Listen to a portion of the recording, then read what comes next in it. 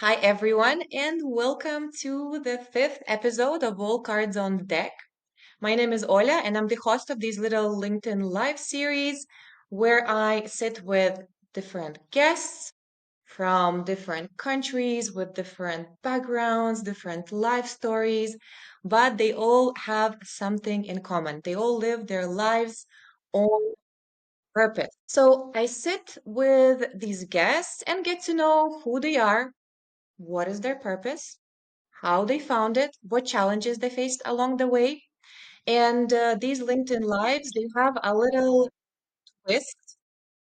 The second part of this live has cards. They're called We Are Not Really Strangers. And don't worry, these are not tarot cards. I'm not predicting anyone's future because I had a comment a few episodes ago. Like, these are tarot cards? No, they're not. These cards, they have different questions, random, personal. During the second part of the live, I'm going to pull three cards, and this is how we're bringing a bit of fun, a bit of playfulness into such a serious topic as purpose.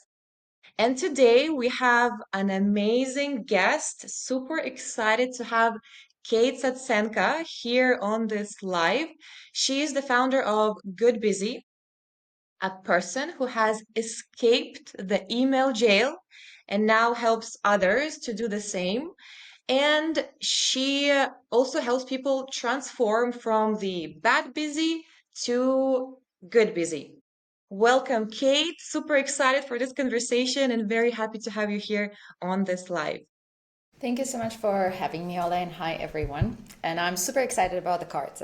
I told you, I'm a little bit like I'm excited and scared at the same time, but I love cards. I think that they offer amazing questions to help us to build a little bit of self-awareness and get to know other people as well. Absolutely. Yeah. Just before I clicked go live, I was telling you how much I love these cards. And even with people that I know for 10 years, it just reopens their personalities and allowed me to see them from a different perspective, from a different angle. So super excited also for this part and excited for the purpose part too. So let's dive in. The first question is, who are you? It's a actually a very difficult question, and I have a lot of difficulties to answer when people ask me that. Whenever I have to answer it for myself, I just say I'm Kate. That's all it is, and I just like my name and that particular version of my name just tells me a lot of I am, and I put a lot of meaning into my own name. So I just know that I am the everyday a better version of the person that I am. And who that person is that person who lives by her values, who loves curiosity, who loves traveling, who loves helping people, who enjoys probably creating moments of joy for herself and for the people around her every day, to build on that happiness that we're all looking for. A person who enjoys working. I do love working. I do love being busy. I think there is a lot of fulfillment that we can find in busyness. I know that's not a very popular thought. Um, and I have, yes, I have a lot of hobbies. I cherish my friends, and I think that it's a very interesting but very tough question. So I can go on and go on, but if I had to have a very short answer, I'm just Kate. I'm just a human being who just enjoys life. That's all it is. This is very beautiful. I love this answer. And I know that this question can be almost like philosophical, and we can go on and have our conversation going for an hour just discussing this question and go even deeper. But the values you mentioned, they really resonate. And again, just the fact that you're right now in Cyprus, close to your sister, also shows the alignment with those values and the choices you make, that they are also aligning with those values. And I loved also that you said that you love working. How amazing is this, right? Because so many people these days, they hate their jobs, Every morning they wake up and they're like, oh my God, again, another day.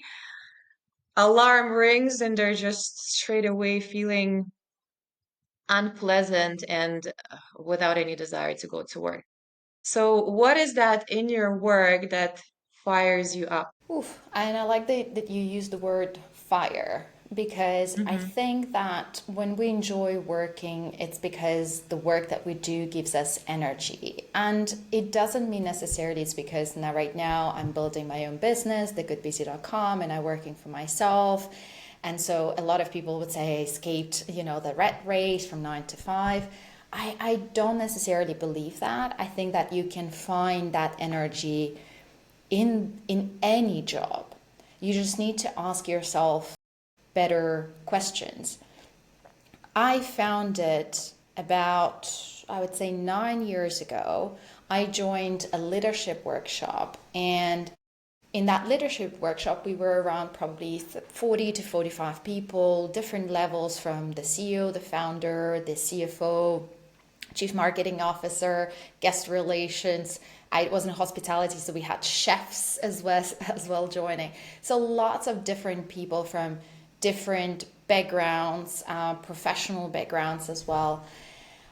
And one question that we were asked by the facilitator was, what gives you energy at work?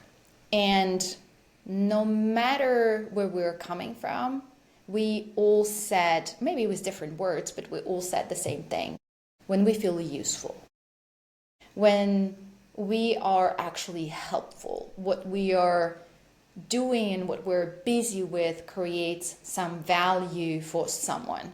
That could be value for guests, in that particular case, guests who visited the resorts I was working for, or that could be, for example, our colleagues or the company itself, because at the end, the company is also a group of people. That could be an environment, because I worked for a very sustainable resort.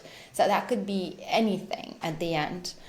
And also yourself and your family, your dear ones, right? And I think that this is what kind of fires me up, is knowing that I am busy with things that create that kind of value, that are useful.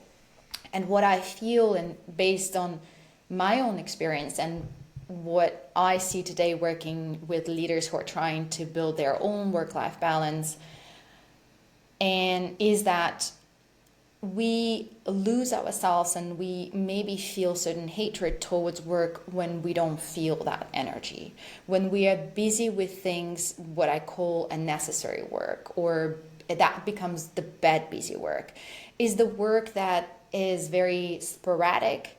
It's not intentional, it doesn't produce value, so we're using all our resources like time, energy, and focus on something that doesn't matter.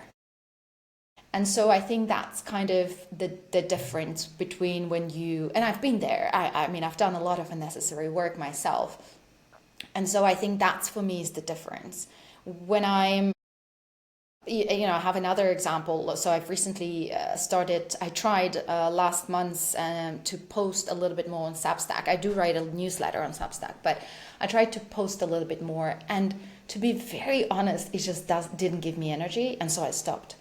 I'm very mindful of what gives me energy and what doesn't. And of course, there are things that I don't enjoy as much, and accounting will never give me as much energy as teaching and coaching, right? But I think that looking for that energy is what really fires me up. And I feel that that's what really fires other people too. And I love that you're experimenting with things. I am all about experimenting. You experimented with Substack, you realized, okay, this is not something that brings that fire within me and brings that energy, so I'm not going to do that. But if you wouldn't try, you wouldn't know. And maybe on the back of your head, you would still constantly think about it. So I truly believe that we got to experiment with things and see what fires us up and choose those things that fire us up. And you've mentioned also there was a time when you were more into the bad busy. Like when was it? Could you tell us a little bit more about those times and what was your bad busy in those days? Well, I must be honest, I sometimes get a bit busy right now as well. I think it's being a bit busy We is all do. human, We all right? do. And it's just having that awareness that allows you to stop in the right moment and not continue and ponder on it and invest in it. But I think, especially in my 20s, I was very bed busy. I did a lot of nice work that I truly enjoyed, but is the problem was not the work itself, is the how I worked. So I believe that the more hours I worked, the more work I would do. The more work I would do, the more I would achieve. The more would I achieve, the more successful I'm going to be. That's sort of the education that we all get growing up. And it's still the world we live in today. Every single headline screams, do more, go faster. I'll help you to do more in less time, with less effort, and with less investment. And I just think that, considering that burnout headlines are screaming at us, Everywhere. we don't need more. We actually need to choose better. Mm-hmm. And because it's impossible, you mentioned earlier, what does fire you up? That's energy, but you got to enjoy the moment, right? If you are just powering through your work, just running through your day, and you're not taking the time to actually enjoy it, it's very hard to get energized by the work that you're doing. And because we are constantly going after that idea of more and more, more, more and more and faster, it's really difficult to embrace the moment, to enjoy, and to actually reap the fruit of the labor that we're producing. Yes, definitely in the 20s, it was not the way, not the how, but I learned a lot from it. And I think we all go through our experiences, and I think it's okay to learn. And I had a few periods in my life in the 30s when I was quite a bit busy, and I suffered a lot from very, very, very harsh migraines. And again, as I said, right now, I do get moments when I feel like, oof, I gotta stop. And I think that's what productivity is about, is that awareness, knowing what to eliminate and when to actually stop doing because it's no longer serving. Mm-hmm. It's interesting you've mentioned migraines. I have a lot of people these days in my circle, my close friends that are suffering with that. How did shifting from bad busy to good busy help you with your migraines? A lot. I was just actually, before joining the live, I was talking to a peer coach of mine who's suffering from migraines, and we talked Mm-hmm. just about that. I think for me, the meds didn't help. I tried quite a few, it didn't help. What helped was to slow down, was just to shift that perspective from more is more to more is actually less. And understand that I needed to make better choices. I did it, like, I think it was in my 30s. I got such a big scare, migraine scare, and I did an MRI. And the answer that they told me is that you need to stress less. I kind of knew Yeah. that already. But I think that it's really becoming not just aware about it, because you know that certain level of stress are good for you, because it actually a little bit of healthy pressure that allows you to take action, go forward, create progress. But you are also very much aware that very high level of stress are not serving you at all. But one thing is to be aware, and the other thing is to act on it. So for me, is what helped me is to act on it, and so be most of the time good busy, very mindful of knowing what I need to stop and how do I actually manage the workload that I have, other responsibilities in life that I have, so that I don't fall into that bed busy trap. I still do, as I said, but it's less common than it was before, right? So, and I think that everything is connected, and our body, at least my body, is the one that speaks very quickly when things go south. So if I am having a migraine, which was the last one I was just mentioning to my peer, it was in September last year. It knocked me down for 2 days, but it's a sign. It's like your body's telling you, ho ho, hello, red flag. you know, where are you going? What are you doing? Slow down. And so just not just hearing it, but actually acting on it. It's what helps me today to stay good busy and actually not experience as many migraines as I used to in my 30s. Hmm. Yeah, and we read it also everywhere these days that stress is the number one cause of most of the diseases that we have these days. And unfortunately, a lot of medications and pills, they just remove the symptoms rather than the root cause of the issue. And yeah, usually the root cause is very much in that feeling of constant stress. And you've mentioned that there was a point of time when you did the MRI and they said it's because of stress. Was it more like an accumulated stress, or was there something like big that happened in that moment that increased those stress levels?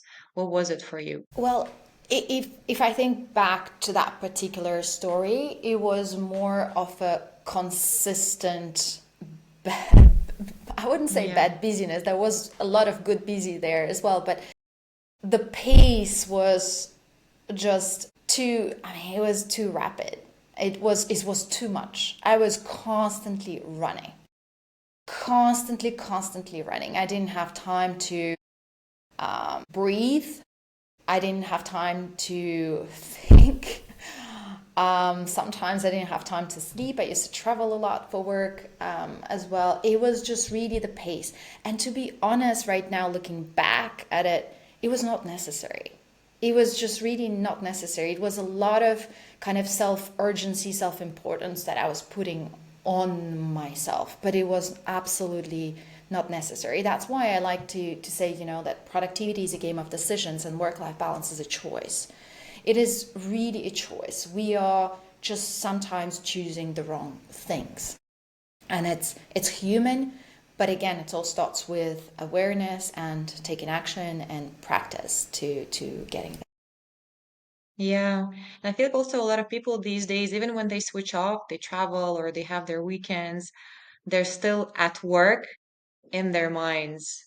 And that makes it even more stressful and even worse when a person is not able to switch off. Yeah. Like these days, are you able to fully switch off and indulge and enjoy the present moment? I am because I do have, I've built quite a few habits that allow me to do that.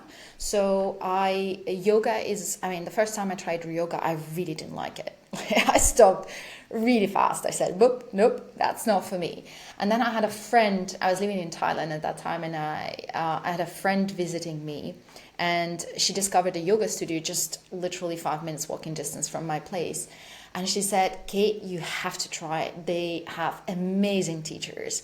And I trust my friend, so I tried it and I really, really liked it. I was terrible at it. It took me a while. But what yoga helped me build is that slowing down moment in a day. I do particularly like doing yoga in the evening because it really allows me to stop.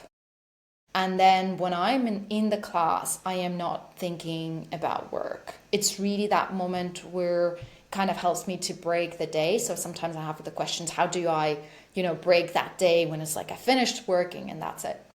I think it's possible in some contexts. It may be not possible in others. I worked in corporate, I worked in client events. So sometimes I used to work very late evenings or even nights because I was in events. So it's very difficult to say like I have a clean cut.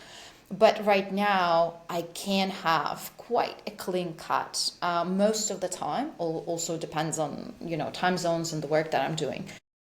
But yoga is one of them. And I cherish it a lot, and I'm very, very, very, very consistent with it. So it's at least twice a week. And the other habit that I have for myself, and that's the habit that I had in corporate as well. It was one day really no work at all, 1 day a week. And so I don't check emails. I don't for instance, now I don't have LinkedIn on my phone. Um, I don't have any notifications except WhatsApp, because that's where family and friends are.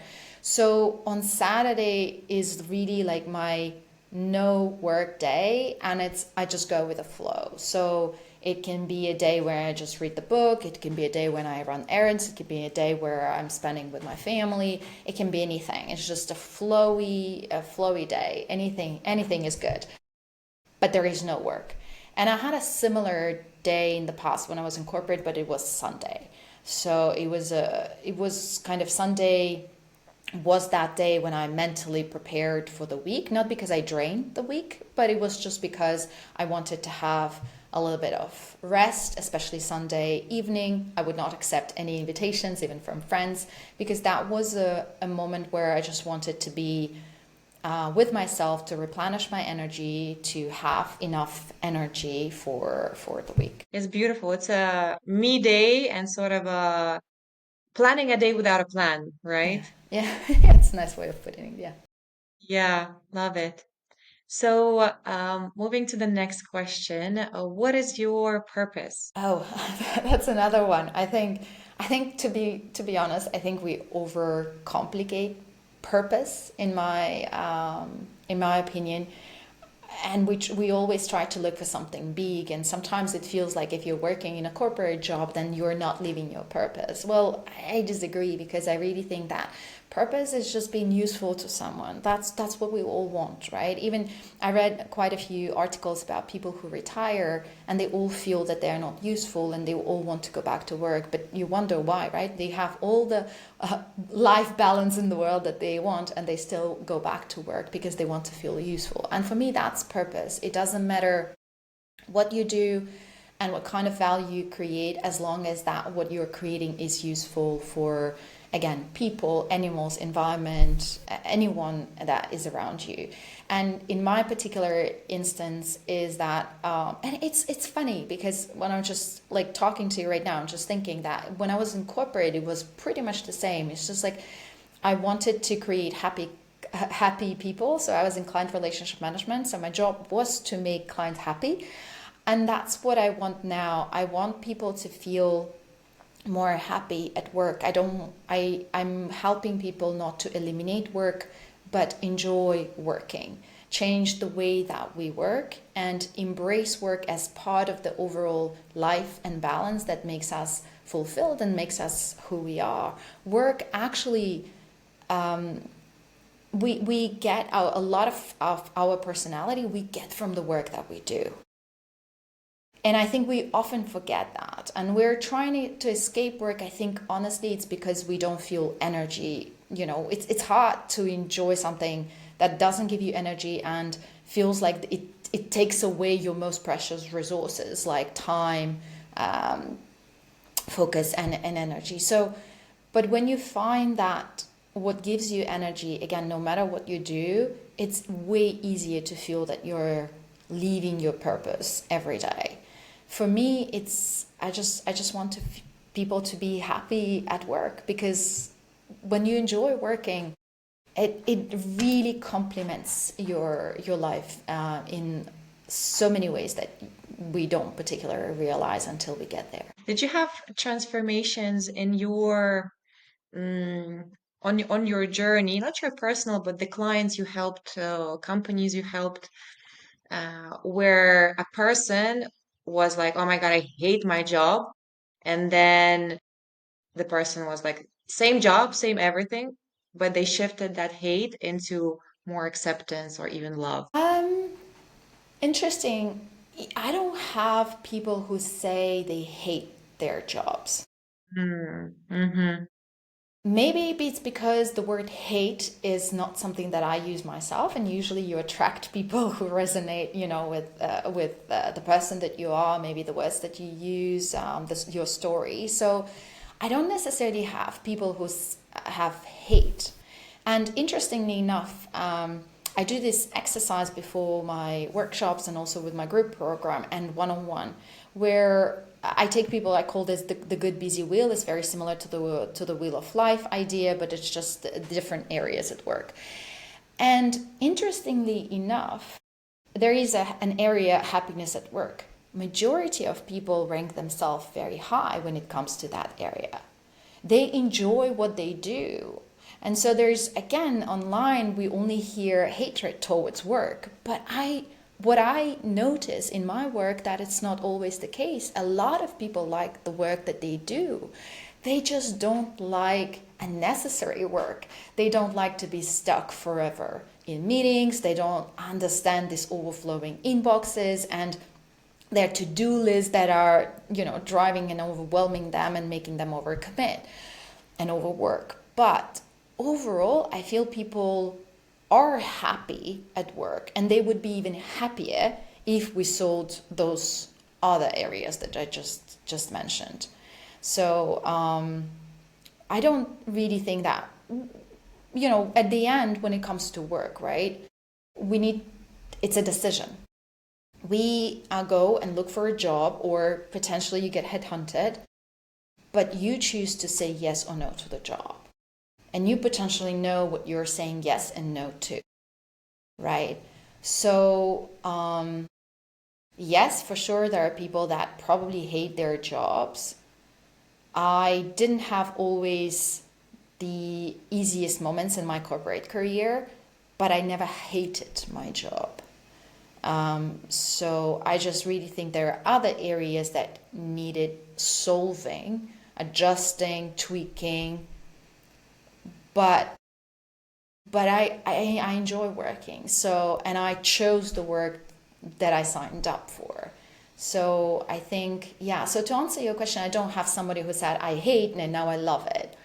Yeah. I just think that what I help sometimes my clients do is to see your work in a different perspective, right? A lot of people say, think of what takes away from you, time with family, your well-being, your hobbies, takes you away from your parents, maybe because they live very far.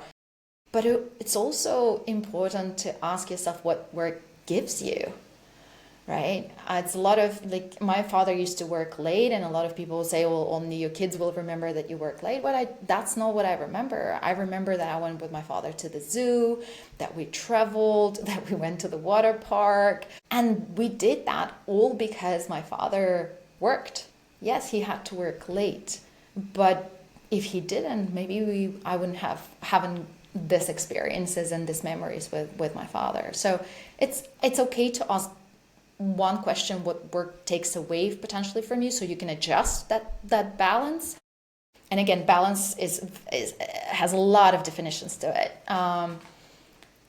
but I think it's worth asking the other question: what does it give you actually? What wouldn't you have if it wasn't for your work? And for me, I have tons of examples for this, and great memories as well. Mm-hmm. Yeah, there's definitely a transformation, and it's interesting that you've mentioned it's not from hate to love, it's from already enjoying what you're doing, but then transforming it into enjoying what you're doing even more, right? Yeah. And at the end of the day, as you said, it's a choice we make. And I feel like those people who hate their jobs, it's probably it's coming from a place of, again, misalignment of their needs and values. That's why I feel like it's also very important to understand what do you need, what are your needs, what are your values, what exactly do you want from your job, how flexible do you want it to be, and look for that. Because I also see a lot of people, they choose they straight away from the very beginning, they choose things that are not aligned with what they want to do, with who they are. And then of course there's this misalignment and complaining and hatred of what they're doing. But as soon as there's this clarity of what I want, and Yeah. then choosing, looking for those things, Yeah. then definitely there's more opportunity to find something that will make you feel fulfilled and that you will love doing. And also something that I've liked what you said, that purpose is about helping others, right? Helping others. And this is, I wanted to mention Ikigai. Everyone, I feel like these days read this book. But these people who live till 120, why they live for so long? Because they have that fire within every day they wake up, and they're useful, be it like with their friends. They feel like they're bringing something into their society. Even with their garden, they're helping their garden to grow their Yeah. flowers. It's also bringing some meaning and the feeling of being useful into their life, right? Yeah. And I like, sorry if I interject here, I really like the example of the garden. And obviously, I mean, they talk about it in the book and the blue zone studies, etc. So, but I really like the idea of the garden because a lot of times people, when they think about the purpose, they think that there is something missing. But for me, it sometimes it's not about the missing. It's like pulling out the weeds. It's like what's there that shouldn't be, and then you can finally grow a beautiful garden, right? So I think it's that thing. We're constantly looking for that more in adding things, but it's very hard to appreciate, right? When you don't see the important things anymore, you don't see what brings value anymore because you're constantly trying to add. And I think when you actually look at it as a garden and you just it's already there, but you're trying to curate it, first pull out the weeds, and then you'll see, oh, maybe there is something else that I can plant there, and then you plant it instead of trying to plant everything and all at once.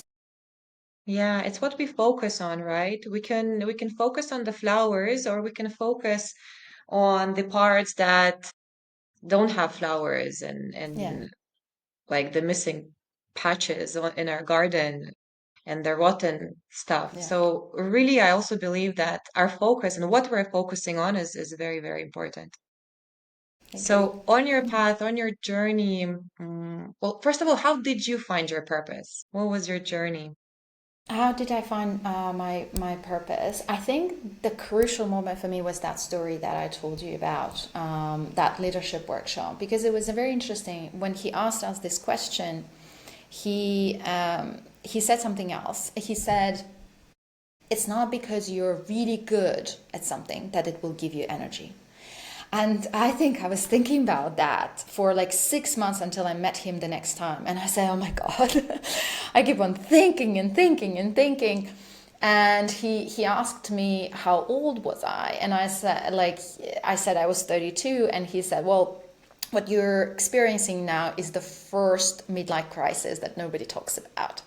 It's that age when you start asking yourself those questions because you've been in a workforce for a while, you've lived for a little bit already, so you maybe your basic needs are fulfilled, and so you're starting to ask yourself different questions. And so that sentence really stayed with me, and I think that's when I started my let's say self-awareness, self-discovery journey. I'm not sure I like the word journey, but I Yeah. definitely started it, and I'm still in progress on that journey. And I learned what gives me energy, and I started noticing and connecting the dots. And every time I felt energy, it was when somebody said thank you to me. It was very weird. But whenever I did something at work that maybe I thought I did a good job, I was proud of, but the moment that other person said to me, thank you, I really appreciate it. That would it's just like that fire you were mentioning earlier. I was like, whoa, fired up with energy. And the same happens around the same time. I was actually I was a Zumba instructor, and Hmm. I was not teaching regularly, but I was replacing my teacher who would travel once in a while. And I remember the same thing. So at the end of the class, people would come to me, they would touch me and just say, thank you, I really needed it. And again, like after, I don't know if you've ever done Zumba before, but you know that after an hour of class, you lose a lot of energy. And as an instructor, you lose double, if not triple, of that energy. And having somebody coming back to you and just say thank you, that just gives all that energy back in a second. And so I think that from there, creating, kind of connecting those dots, I really realized that that's what purpose is about being useful, is about giving that moment as something for that person where they appreciate, because it gave them something, it made their life better, it created a moment of joy. It really doesn't matter. But that was for me the crucial moment where I really started observing it, noticing it, and connecting the dots together. And it just shows that, the kind of like the big why is to be useful to people, but the how, it could be dancing Zumba. It could be helping people free up their time. So really, I feel like the how we can fulfill our purpose can be so, so, so different. I And agree. again, looping back to experimenting, it's about experimenting with the hows and figuring out which one aligns with you most in the here and now. Yeah, I agree. I really love the word experimenting. And I think that a lot of people don't do this enough. There is no such thing as copy paste, right? It only works in Excel where all the conditions of every single cell are the same, but take a table from Excel and try to paste it in Word, it already doesn't work. So that's what we need to learn doing in this experimenting. And when you embrace that idea of experimenting, you also get very comfortable of things not working out, because it's just an experiment, right? Experiment is where you learn. Will it work out? Will it not work out? I don't know, but I'm going to try. I'm going to experiment. And that's how you learn. And I think that if more people just tried experimenting more with everything, that there's so much information online, right? And we can't experiment with everything, but just choosing one thing to experiment with every week is already good enough. We don't need more. One a week is absolutely good enough. Absolutely. And how did you come to opening up the goodbusy.com and working on this uh, project of yours? So again, around the same time when I started, so that workshop, you can see it played a huge role in my life. Um, I really started to think I was really good at my job, and I continued that job for 5 years. I still continued that job for 5 years, but I was constantly in search of what do I want to do. I realized that it's not the job that I want to continue doing. It's not the career that I want to pursue very, very long term. And so I was on that journey of discovery. What do I want to do? What does give me energy, etc. And so I did a lot of training workshops in my corporate jobs, and I always loved teaching. And during the lockdown, I even reached out to the universities in Singapore and said, "Can I, teach? It's for free. I don't, I don't need any payment. I just want to teach."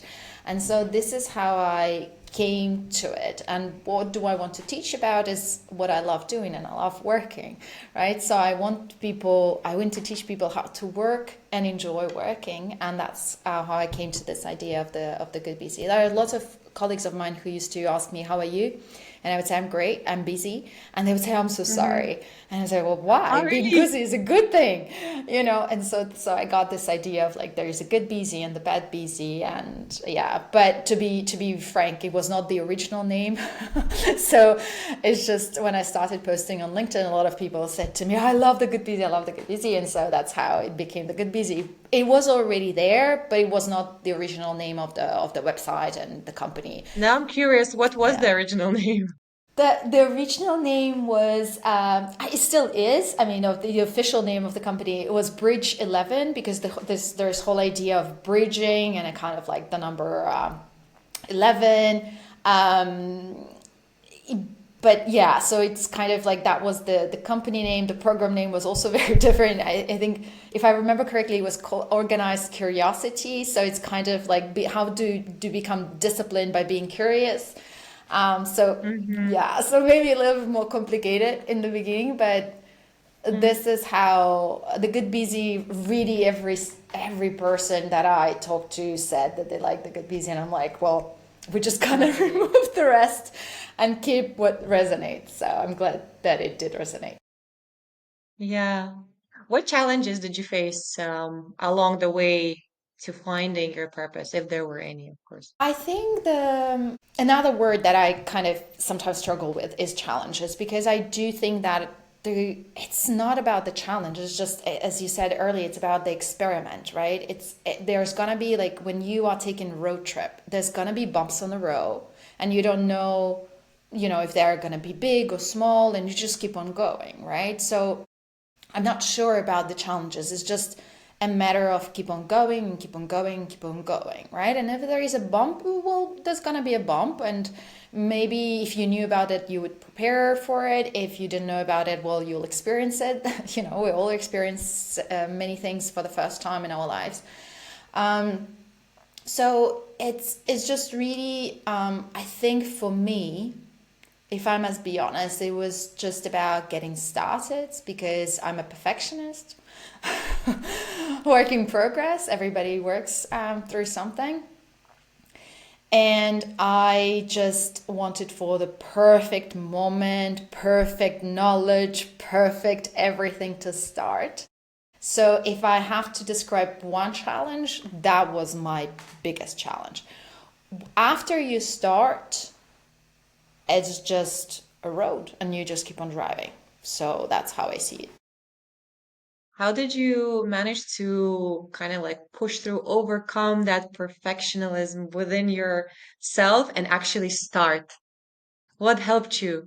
Life.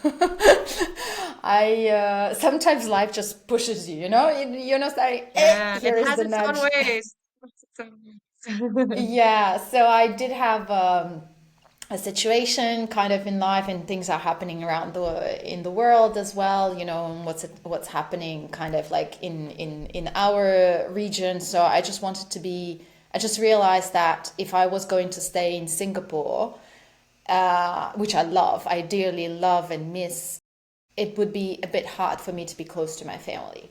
And I think Mhm. that kind of realization also comes with age. No matter how much you hear about that in your 20s, that's not necessarily what you think about. So I just wanted to be close to my family, and I needed to find a place to move back to Europe to. And because my sister was based in Cyprus, I thought that was I mean, that's where I moved, because that was the purpose. I want to be closer to family. And instead of applying for a job in Cyprus, that was just a life created a perfect opportunity to say, well, that's when you start now. So that's how I started. That's where you stop and that's where you start, Yeah. right? Yeah. Beautiful. Any tips for those who are in search of their own purpose? I'll use your words, experiment. Really experiment, because I heard someone, I don't remember who that was, I think it was on Instagram. They said that the worst advice we can give to people is to follow their passion. And I Mm, really, really agree with that, because, first of all, not everyone knows their passion. I didn't know what coaching was when I was born. I played tennis for 10 years. I wanted to become a tennis player. And I really worked really, really hard. And then I, made a very difficult choice and switched. Um, but that was my passion. I didn't follow it. Doesn't mean that I'm failing in life. No, I don't think so. There can be different things, and again, I think passion is one thing, but enjoying and getting energy is a different thing, because mm, passion requires a lot of energy as well. I have a dear friend of mine who went after their passion, and it became a draining job, and they stopped. So I just really think that it's experimenting, it's learning what you like, what you're good at. Because generally speaking, what I learned from my journey is that what gives you energy is what you are naturally good at. Of course, you improve your art, you master, the knowledge, and you become a better expert in it. So that's all part of it, right? You just talent requires work. But I think what you learn and you discover at the end is that what your natural abilities are and strength, that would particularly would give you more energy. So, but to find it, you need to experiment. And in the here and now, when you're doing what you're doing, right? Do you feel that passion, or it's still something else? Like, are you passionate about what you're doing, or still it's something different that you're experiencing? When after my workshops or the webinars that I do, people reach out and say, "Ah, you're really passionate." I'm saying, "Really? I don't feel particularly passionate, but I'm not. I'm Mhm. passionate about sharing. Like I'm very passionate about sharing what I learned and what worked for me, what worked for people that I worked with, or for people in my circle. That is what I'm really passionate about. Is sharing, is that teaching moment. Um, and I'm very passionate about time. I lost, a dear friend when I was 25 from one day to another. That made me realize very, very quickly that we overestimate the time that we have. So I am, yes, very passionate about teaching and very passionate about time. Then, am I passionate about writing content? That's a different story. I enjoy writing content. It gives me energy because then I have people who come to me and say, well, I really enjoyed it, or this really helped me. But I think that's something different. That's a means to my passion, if I can put it this way. Like I mentioned Substack earlier, I don't enjoy posting, little notes on Substack, but I truly enjoy writing the newsletter. It kind Mhm. of it's a little, it's deeper than just a note with one sentence there, and it's just like there are way too many of those. But when I write the newsletter, I really share kind of like the situation or the problem, and then I explain why we have that problem, and then I give the how, and then I share what could happen if you experiment with this, and then I give the experiment of the week, which I call your play of the week.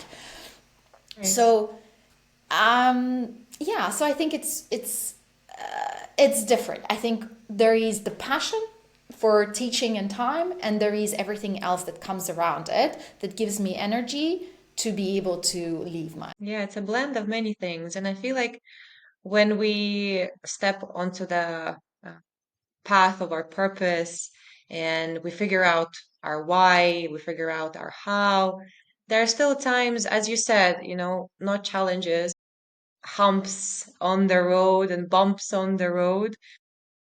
And I mean, who's passionate about those humps and bumps? Yeah, I don't know a lot of people who are like, yay, let me fall down and fail a couple of times. But this is a part of the process, right? yeah, I agree, and I like you did like this with your hand, and that's what I also teach in my programs. I say productivity is like riding a wave, right? It's when it's a high wave, ride it, but it's when a low wave, accept it. Just be there, let it pass. You'll get your high wave again. So yeah, there is no such thing as a straight line, and that's only for conveyor belts. For humans, we are emotional creatures. Even the most rational of us, we are still emotional creatures. And understanding that we are emotional means that we're going to need to learn to ride those waves. Yeah. Beautiful. So we're moving to the second part. Ta-da-da. The one you were Exciting. waiting for, Yeah, that let's see. we're not really strangers.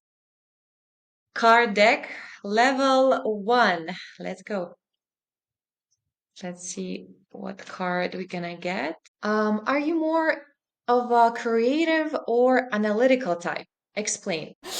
I think Well, my therapist says that if I stop overthinking, we have a problem.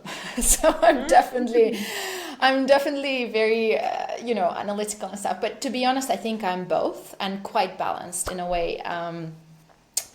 Because I'm very I read somewhere, I never thought of myself as creative because in our family my sister is creative. She draws, she's very, she invents lots of things. She's very hands-on person when it comes to creativity, DIY and things like that. And I've never been like this. I'm very structured, to the point, this is a Me. mess, I will I solve can it. relate. Yeah. Yeah, and I remember once, I think it was in my corporate, I had to rate myself on creativity. I think it was a performance review or something else. And I gave myself quite a low score, and my manager was shocked. She was like, "You're extremely creative." And I was like, "Really?" And so then I read a book. I think just looking back, here it is, The Laws of Creativity by Cafone, I think, Joey Cafone. And I think he says that creativity is all about connecting the dots. And then I thought, well, I always said that one of my strengths is connecting the dots. So then I guess I am creative. So yeah, Hmm. if you think of creativity of connecting the dots, then yes, I'm definitely very creative and balanced with that analytical. But I'm also an overthinker. So both. That's a very interesting perspective on the creativity, connecting the dots. And I also feel like as an entrepreneur, we're all freaking creative to the top because creating content, creating programs, creating like one-on-ones, like all of this requires a lot of creativity, a lot of connecting of these dots.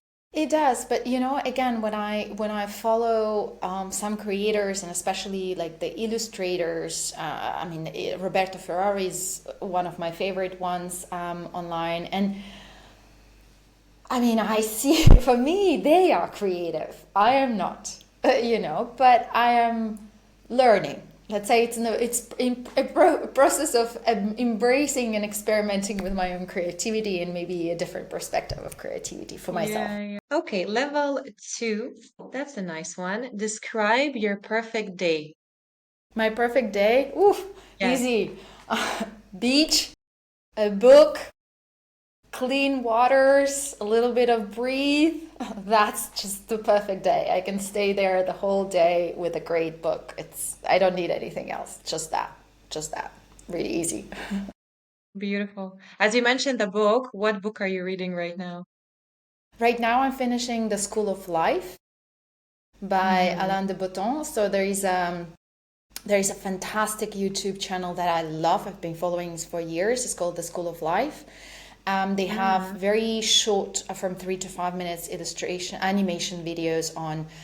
It's really about self-awareness and self-discovery, understanding psychology, and I didn't know that he wrote books, and it was my therapist last year who introduced me, to this particular book, and so I'm reading the book right now.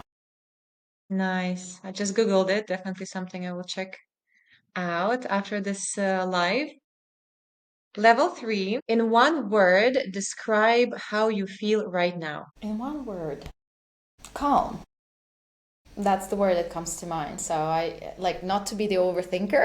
So that's Yeah. the first word Me. that came to mind. I feel calm. And I think it's a great place to be when you feel calm. I agree. Feeling calm is beautiful. Especially, feeling calm during a live when people are watching. It's a good one. I like this word. I like this word. Maybe it's Okay, because we're I done. don't see who is watching, because I I see you know. and I see who is watching. So maybe that would make me a little bit more nervous, probably, most probably. But right now, I'm quite Beautiful. Well, we're done with the cards, huh? It was not nice. that scary. Yeah, not scary, Yeah, but exciting. It's always like a nice surprise what card will come out, isn't it? So exactly. Have you played similar cards before? yeah, so actually in the School of Life, they also sell different cards, and it's there are different cards. There is a one deck that I love. I think it's a teamwork, and it's really Mm. very very interesting deck. And I think it's I've recommended it to a few of my clients, and they bought it. I think these are sometimes we have tensions in the team, but it's not because somebody is bad or good. It's just simply because we don't understand each other enough. And Miscommunication. yeah, and we don't ask ourselves those kind of questions. And I think that when we ask those kind of questions, it creates bond, it creates relatability. We actually start seeing the person as a human instead of just a colleague of ours. So it's there are great decks, and there are great decks for self awareness that I use as well from the School of Life. These are really my favorite. Nice. Now I'm even more curious to check the School of Life. And you also mentioned that there's a group coaching program that you're launching very soon. Could you tell us a little bit more about it? Who is it Yeah. for? When is it starting? Well, so I did the pilot program with 8 amazing leaders in May, and the feedback was great. So I'm doing the first official cohort in September. So the Congrats. information, thank you, the information is on my LinkedIn profile page and on my website as well. There is everything that you can find in the program, as well as the feedback that I received out of the program as well. And there is a wait list because it's a very small group, so maximum 15 participants. I really believe that it can be, when you keep groups small, it can feel almost personal in terms of coaching. And so it's a mentoring, consulting, training, coaching program all at once. Okay, and it starts in September, and there will be more information shared in August. And who is it for? It's for mid-senior leaders who are working, who are trying to find their work-life balance, and they struggle in that, or what I call the OO cycle, so overwhelmed, overcommitted, overworked. And Mm-hmm. ideally working for a company that has a bit more than 50 people, because when you work for smaller companies, that it's a little bit a different dynamic there. So I'm not saying that it's not possible to find work-life balance there, but it's just I'm trying to keep the group who shares the same problems, and so that we can use also the social intelligence to solve that problem for everyone. And how can people find you? So, as per my understanding, LinkedIn, Substack, right? Anywhere else? Yes. I do have a small Instagram account, so more than welcome. It's also under my name, so Kate Sotsenko, and my website, thegoodbc.com. Perfect. Well, thank you so much, Kate, for your time. It was a very beautiful, insightful conversation. Really appreciate you joining Thank you. today. And thank you, everyone, for tuning in. And we'll see you in the next one. Thank you, Cheers. everyone.